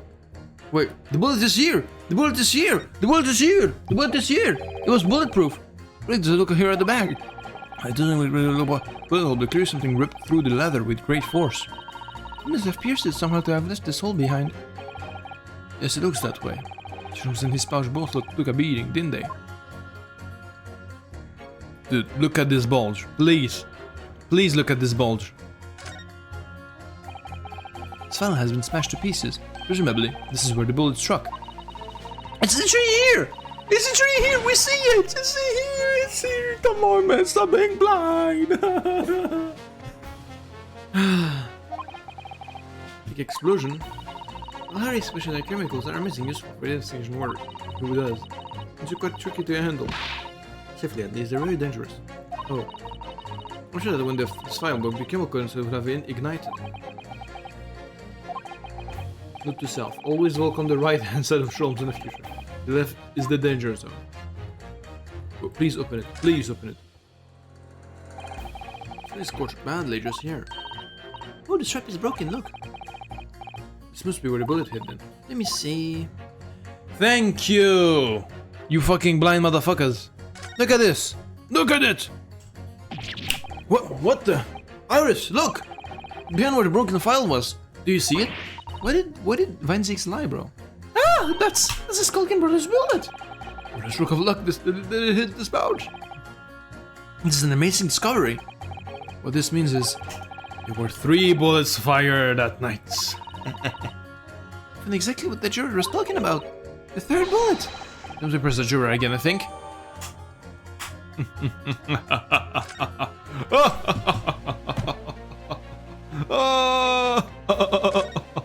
Anyway. This is the bullet that was fired from the Skulking Brothers gun on the night of the incident. Yes, so it turns out it never actually entered Hurley's body at all. It's the thick leather of that pouch he was wearing saved him. Hey, Hurley's always lucky like that.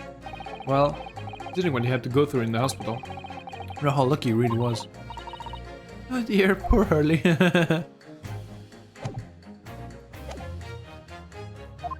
No? Please, my lord. A little more time. Still, that's a new piece of evidence. Could be a valuable clue. You can't afford to overlook anything here, Rionosuke. You stole a way to dirty the bro, somehow observe it. Okay. So wait, Yo, buddy pal, buddy pal, buddy pal, buddy pal, buddy pal. Hold it! Oh.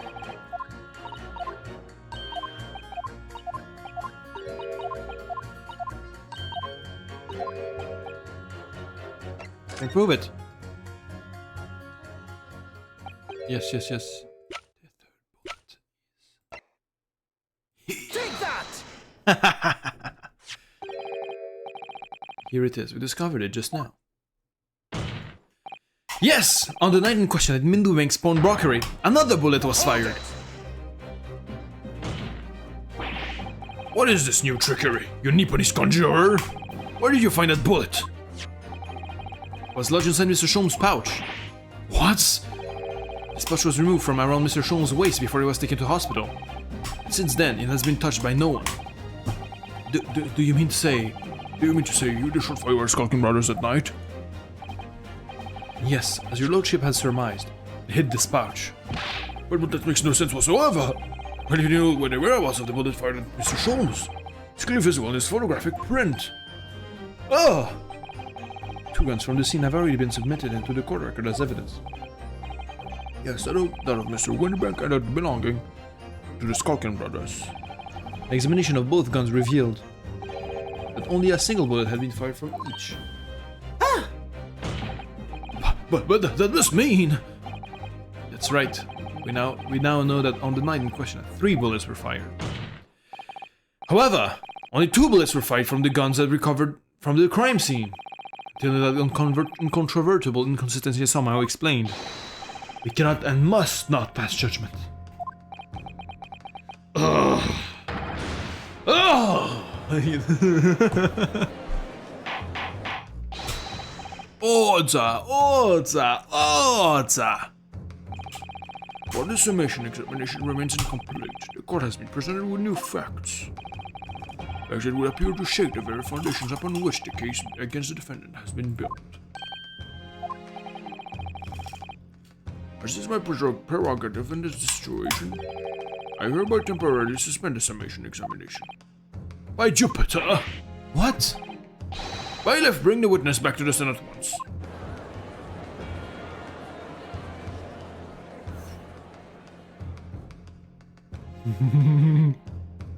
Yeah, they're fucked. The bigwigs got their ass.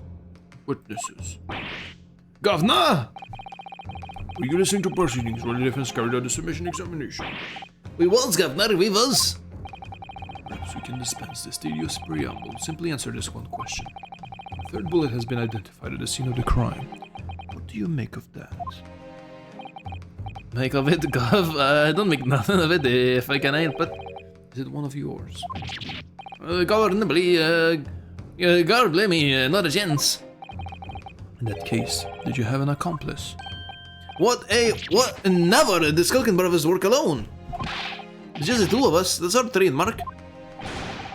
How soon we forget poor Sulky? Only 2 of the bullets from the crime scene originated from the firearms we have in evidence. The 3rd bullet was fired from another gun. Where is it? Let me, that's an head scratcher. Counsel for the defense. Yes? I should like to hear your thoughts regarding these new developments.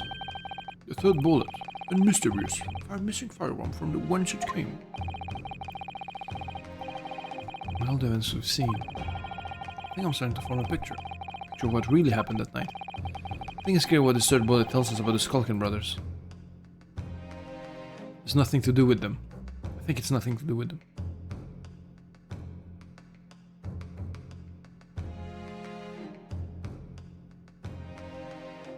Either they had another gun, but they were patted down though. I'm gonna say there's nothing to do with them. I believe it has nothing to do with them. Hey! Hey! Nash! Hey! They hit us right! Yay, nothing to do with us, Gov. We established that one bullet was fired from each of the two guns already known to the court.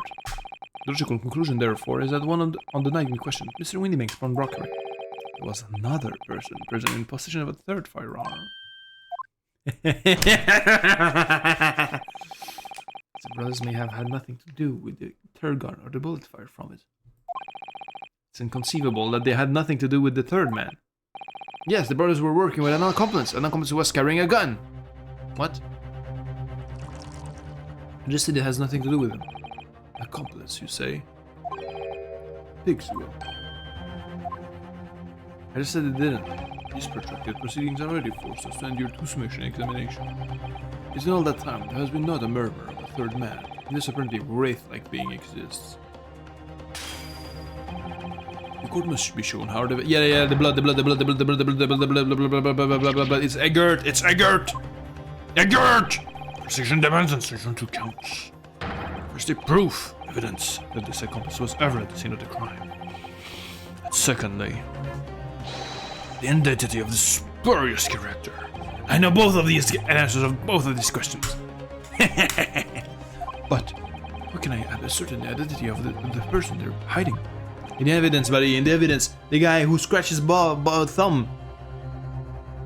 Oh, counsel? In the existence of this accomplice. Reveal the person's identity even. So the prosecution's demands, my lord. The defense is ready to present answers. Let's get him! Defense is ready. I believe I can provide all the answers the prosecution demands. Gives us our time to check with my evidence.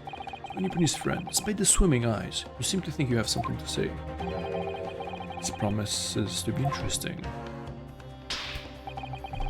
I've pushed forward now. There's no other option. I need to use every single piece of evidence available to me.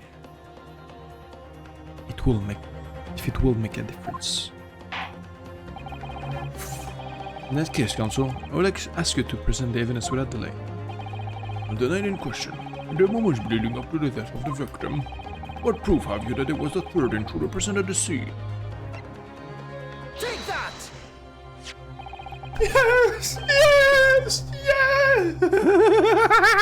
Yes! This is right here in this portfolio. By joy, that portfolio again, is it? Do you expect the court to rifle through your papers itself? Be more specific. You claim one of those blood samples proves the presence of the third intruder. Well, which one is it?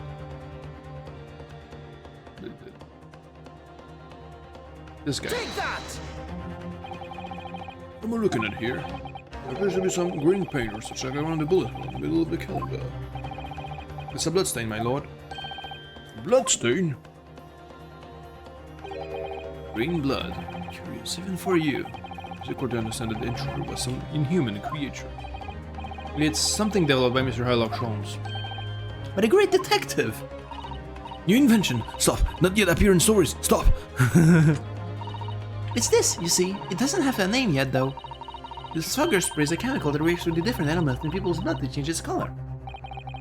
Different elements of people's blood? Yes, everyone's blood is slightly different, you see, because it's made up of different elements. So by seeing what color it changes to, you can tell in a flash whose blood it is. Oh, that brings a whole extra dimension to looking at blood. Talk of blood in card room. Stop. Very exciting. Stop. Not playing sales song. Yep. I'm not. I said that at the beginning of the stream. Also, welcome. Like, my stream is gonna get 0 viewers, and literally the only person that came, except from you, surprisingly, was this guy. Wait. This guy here, which was like, you know, one of those graphic designers, like, hey, let me make an ad for you, buddy. You know, like, give me my, like, talk to me on Discord type. You know. Yeah, but yeah, I was fully expecting no one to be here, but whatever. But good, it's a positive surprise to see her. Thank you for pulling up, you know. But yeah, probably gonna be playing Hollow Knight after this game. This game is long. It's long. I'm gonna be on this like Ace Attorney shit for like a good amount of time, I think. but yeah, we'll see. The symbol that shows the blood of the victim is Winnie Bank. I think we just figured out. I think EGGERT is the guy who. Yeah, we're like at the basically like at the turning point of the third, like the fifth trial. Yeah, in the fifth case. We just figured out there's a third person, mystery person. So you see the green color of this bloodstain on the calendar shows that somebody else was shot in the main part of the shop. No old fire there, young man. Could be from some unrelated incident, could it? No, it's not unrelated. Look at the date, buddy. Look at the date. Wake up. The date showing on the calendar is the date on which Mr. Winniebank was killed. And plus, if I'm being honest, if I was playing Silk Song, no one was gonna pull up anyway as well, because everyone's playing Silk Song. You know, like, there's probably gonna be like a bajillion people like playing it at the same time. No one's gonna scroll all the way down, you know. So yeah. By golly. Therefore, we can assume that whoever was shot on the same day. Then whose blood is it? The Skulkin brothers in the stand don't appear to be suffering from any gunshot injuries, which means it must be the blood of somebody else. The third intruder in. Objection! Whose identity is the court still waiting to hear? You can delay this any longer, my learned friend. Who is this alleged third intruder? This guy! Take that! Okay. The man's name is EGGERT Benedict. EGGERT Benedict, what on earth are you talking about, Counsel? He paid a visit to Winniebank's pawnbroker on the afternoon before the incident took place. But the accused attempted to deceive the pawnbroker into releasing this article into her possession. Yes, that's right. The man identified by the defense, Mr. EGGERT Benedict, that attempted to take the article from the defendant by force. Yes, I remember. Broka? Yes, sir. I believe this filthy pocket thief just reading an article from you, no? Yes, The article in question belongs to me. Demand for it to be returned at once. Now that's a lie. What are you trying to pull? Give me back my overcoat, Westrel. That's a needless to say. Any music box discs, too. Okay. Inspector Gregson as was there at the time and can attest to what happened. In the end, it was the inspector himself who took the disc. Can you corroborate this account, Inspector? Yes, my lord. It's more or less what happened. And in the interests of being thorough, ask Winniebank for a showing the fellow. Oh shit!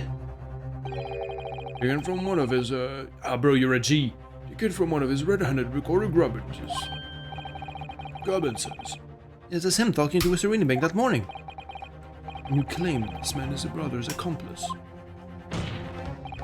Well, Mr. and Mrs. Skulkin? Shitting yourself, huh? Never seen the geezer before in my life. On my life, Gov, on my life, never seen him. Well, somewhat unsurprisingly, it appears we disagree with the assertion. I have evidence though. Sure, your lordship recalls my learning beneath Friend's actual assertion, which was that he could prove the identity of the alleged accomplice. Yes, and I can. Then show us the evidence. I agree. We must see the proof that the clean-cut gentleman in the photograph is the filthy criminal you say he is.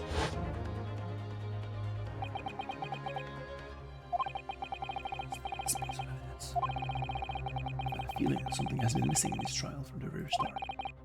But now, I'm going to drag it kicking and screaming into the courtroom. Are you ready to present your answers to the court, then, counsel? Yes, my lord. The defense will present the evidence now. Whether the man pictured in this photographic print was in fact the person struck by the third bullet.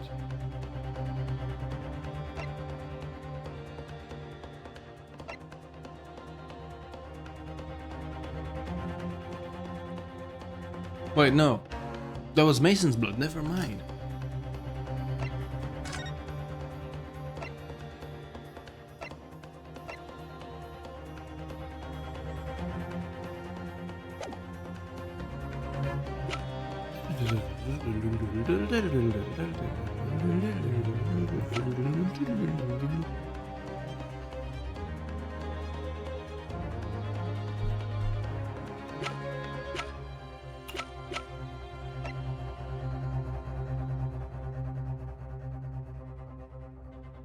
Take that!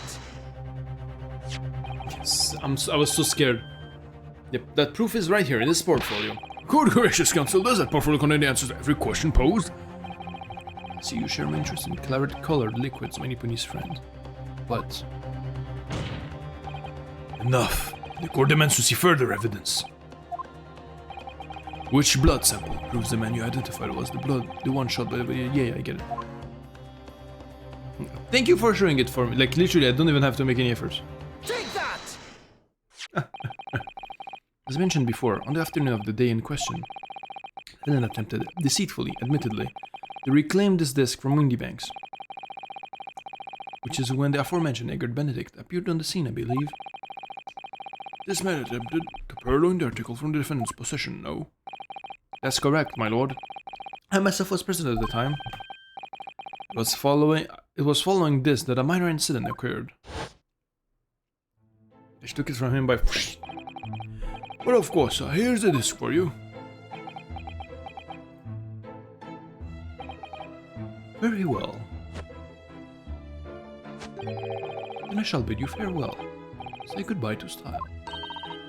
Wait a minute. That disc is mine. Ah, well, what do you think you're doing, you little tramp? You've drawn blood, you filthy animal. Yep. Being a music box disc, it has countless small but sharp metal protrusions over its surface. Those protrusions cause Mr. Benedict's fingers to bleed, but the resulting smear of blood is still visible on the disc now. Goodness, a bloodstain, is it? My assistant and I have just analyzed the bloodstain here in this very courtroom. Using my trusty fogger gun. Yes, and we added the results in this portfolio. I say, it's green. It's exactly the same color as the photograph around the calendar. The evidence is conclusive. The man calling himself Mr. EGGERT Benedict, who was in the Windybanks earlier in the day, is the accomplice who was present at the scene of the crime that same night. There was someone else there. Look at those two brothers now, they're sweating buckets. Oi, what are you talking about? This boy in there? My lord, it is the opinion of the defense. Mr. EGGERT Benedict should be summoned to the courtroom to testify. It would certainly seem that we can ill afford to ignore this gentleman's apparent presence. Objection! This has gone on long enough. His flagrant ignorance of the mechanisms of law. Sherlock Holmes, you say? Yes, I've heard the name. Protagonist in a series of short stories for the vulgar classes. A god of detection of some such. And now you employ chemical substances devised by this fantastical person in the highest court of the land. You expect us to take you seriously? Samples made by this plaything are not fit to be called evidence. Yeah, I'm just gonna slash my own fucking hand, buddy. The bloodstain turned a shade of green. What of it? Mister, you're successfully proving that no other blood in the world could turn the same color. Well, And pray, do not even think of suggesting that we should take Mr. Sholmes' word for it. ugh. Is he right? Is Mr. Sholmes' concoction a little rubbish?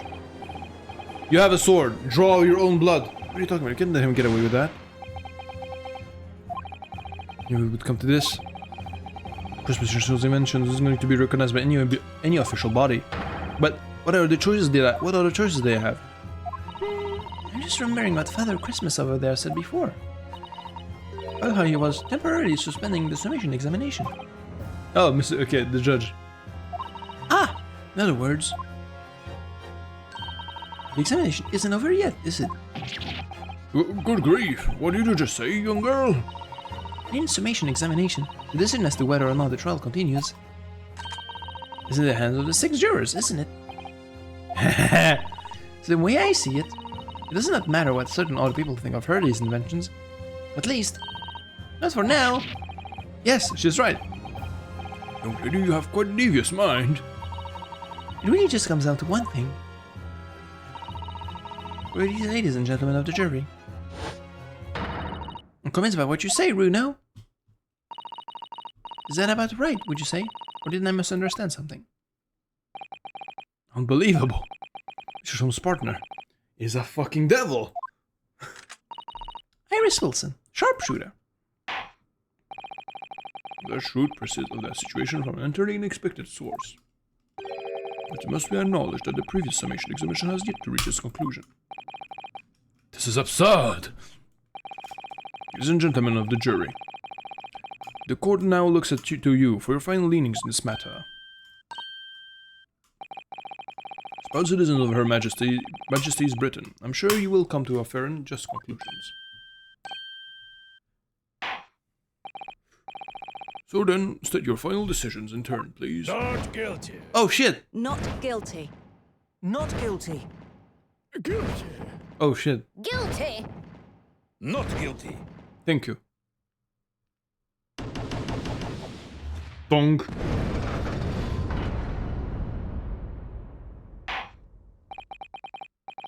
2 call guilty and 4 call not guilty.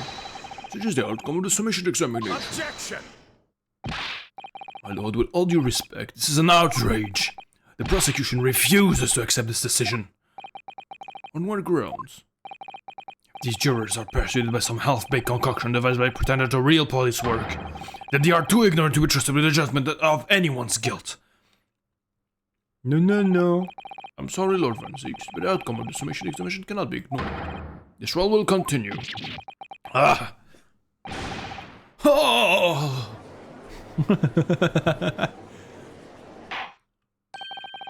Nevertheless, we find ourselves in a rather awkward situation. Your defense has very reasonably requested the subpoena of a new witness. But sadly I fear that it will be impossible, for we do not know his real name. The name of the gentleman gave her himself, EGGERT Benedict, is quite clearly false. I don't believe it. Soon I'd managed to prove this man was there the night. Could I say something? What's that, please? Who spoke? It was me, my lord. Juror number 5. What do you have to say, madam? If possible. Inspector? Me, ma'am? Wonder if you might show the photographic print to me again? The one in which the gentleman is shown. Right, yes, this one you mean? Oh, of Mr. Benedict. It's my father. Yes. This is what I have in my mind. Juror number 5? You don't mean to say... You know this man? Yes, I know him. What? No! Good gracious! A haphazard set of coincidences! I can't believe it! Everyone in the jury is pertinent to the case! Order! Juror number 5, how on earth? I'm a communications officer. Stop. As we can clearly see. The gentleman in the photograph is... Stop. Also a communication officer. Stop. He works in my office. Stop. Does she have a crush on him? I've already told an operator, in fact. Stop. Should be in the communication station now. Stop. Diving away on the telegraph. Stop. This doesn't seem right somehow. I can't put my finger on why, but it doesn't feel right. I suppose we all imagine their accomplice would be some sort of hardened criminal. It's a bit unexpected to find out that he has a respectable job by day, whatever he gets up to at night. Yes, I suppose that's it. So that's why I felt something was wrong. The gentleman is at London's communication station. We should be able to subpoena him within the hour. Lord Van Zieks, if you please. Yes, my lord. Make the necessary arrangements with haste. As your lordship bids. We will recess for 1 hour. When a new witness arrives, we shall reconvene to hear the gentleman's testimony.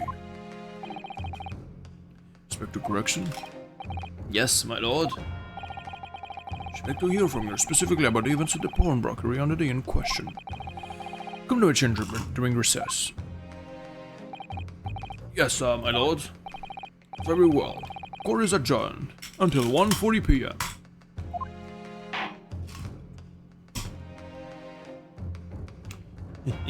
I wonder if it's actually gonna be him. No. Get your ass, Mr. Benedict. Or if David, that's your real name. Okay. And just as this court was adjourned, the stream and this video is also adjourned. Thank you for watching.